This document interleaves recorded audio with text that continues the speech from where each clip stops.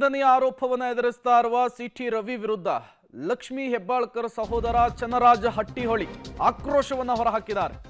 MLC Channaraja Hattiholi ಇದೇ ವಿಚಾರಕ್ಕೆ ಸಂಬಂಧಪಟ್ಟಂತೆ ಮಾತನಾಡಿದ್ದಾರೆ.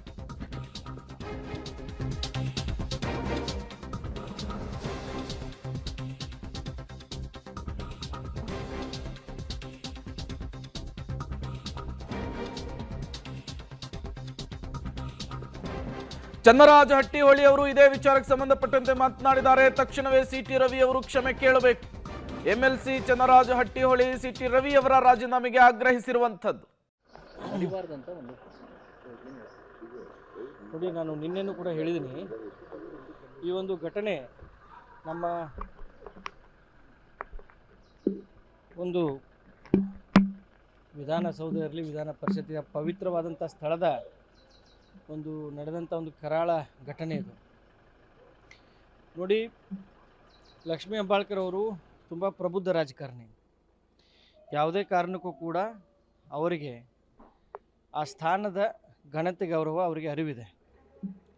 ಯಾವಾಗ ಸಿಟಿ ರವಿ ಅವರು ನಮ್ಮ ರಾಷ್ಟ್ರೀಯ ನಾಯಕರ ಬಗ್ಗೆ ಒಂದು ಅವಹೇಳನಕಾರಿ ಹೇಳಿಕೆಯನ್ನು ಕೊಡ್ತಾರೆ, ಇವರು ಅದನ್ನು ಕೇಳ್ತಾರೆ.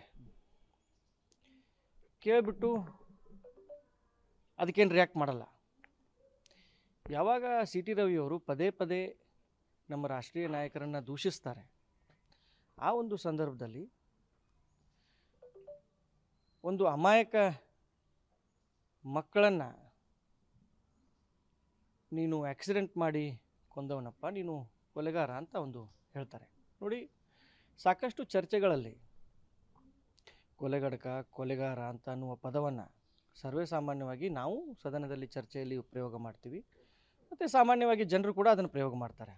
ಆದರೆ ಆ ಒಂದು ಸಂದರ್ಭದಲ್ಲಿ ಸಿಟಿ ರವಿ ಅವರು ಬಳಕೆ ಮಾಡಿದಂಥ ಪದ ಯಾವುದೇ ಕಾರಣಕ್ಕೂ ನಾವು ಸಹಿಸೋದಿಲ್ಲ, ಅದನ್ನು ನಾವು ಎಕ್ಸೆಪ್ಟ್ ಮಾಡೋದಿಲ್ಲ, ಅದನ್ನು ನಾವು ಖಂಡನೆ ಮಾಡ್ತೀವಿ. ನಮ್ಮ ಎಲ್ಲ ನಾಯಕರು ಅದನ್ನು ಖಂಡನೆ ಮಾಡ್ತಾ ಇದ್ದಾರೆ. ಇವತ್ತು ಎಲ್ಲ ಸಮಾಜ ಕೂಡ ಖಂಡನೆ ಮಾಡ್ತಾ ಇದೆ. ಎಲ್ಲ ಸಮಸ್ತ ಸ್ತ್ರೀ ಕುಲಕ್ಕೆ, ಅದು ಸದನದಲ್ಲಿ ನಿಂತು ಒಬ್ಬ ಸದನದ ಸದಸ್ಯನಾಗಿ ಏಕೈಕ ಮಹಿಳಾ ಮಂತ್ರಿ ಹಾಗೂ ಸಮಸ್ತ ಮಹಿಳಾ ಕುಲದ ಪ್ರತಿನಿಧಿಯಾದಂಥ ಲಕ್ಷ್ಮೀ ಹೆಬ್ಬಾಳ್ಕರ್ ಪರವಾಗಿ ಅವರ ಬಳಕೆ ಮಾಡಿದಂಥ ಪದವನ್ನು ನಾವು ಖಂಡನೆ ಮಾಡ್ತೀವಿ. ಮತ್ತು ಕಾನೂನಿನ ಚೌಕಟ್ಟಿನಲ್ಲಿ ಅವರಿಗೆ ಶಿಕ್ಷೆ ಆಗಬೇಕು. ಯಾಕಪ್ಪ ಅಂತಂದರೆ ಇವತ್ತು ಎಲ್ಲದಕ್ಕಿಂತ ಮೇಲಾಗಿ ನಮ್ಮ ಭಾರತದ ಸಂಸ್ಕೃತಿಯಲ್ಲಿ ನಾವು ಮಹಿಳೆಗೆ ಒಂದು ದೇವರ ಸ್ಥಾನವನ್ನು ಕೊಟ್ಟಿದ್ದೀವಿ. ತಾಯಿಯನ್ನು ನಾವು ದೇವಿ ಅಂತ ಕರಿತೀವಿ, ಒಂದು ದೇವರ ಸ್ಥಾನ ಕೊಟ್ಟಿದ್ದೀವಿ. ಅದಕ್ಕೆ ಅವರು ಇದು ಚನ್ನರಾಜ ಹಟ್ಟಿಹೊಳಿ ಅವರ ಮಾತು. ಸಿಟಿ ರವಿ ಅವರು ತತ್ಕ್ಷಣಕ್ಕೆ ರಾಜೀನಾಮೆ ಕೊಡಬೇಕು ಅಂತ ಕೂಡ ಆಗ್ರಹಿಸಿದ್ದಾರೆ.